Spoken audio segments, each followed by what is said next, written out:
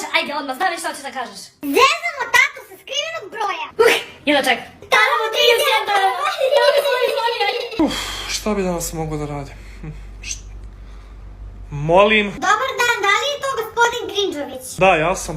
Zovemo vas iz bolnice, porodite se da biste se porodili. Pa što mene zovete, ne porađam se ja? Bože gospodine, pa kako to pričate? Pa naravno da se vi ne porađate, ali vaša žena se porađa trenutno. Šta pričate to bre? Pa vaša žena se trenutno porađa, zato vas i zovemo, morate da dođete hitno. Kako se porađa kad nije trudna, bože moj? Kako nije trudna, evo ovde žena leži, nije joj dobro. Ne znam, ja, moje sigurno nije, ja sam pazio. Nas stvarno ne zanima da li je vaša ili komšijino, ali vi morate da dođete da budete pored vaše žene.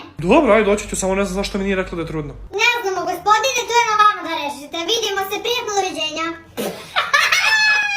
Doviđenja. Meni nije jasno. Ma nema, sigurno komšina moja nije jasno. Ma sigurno.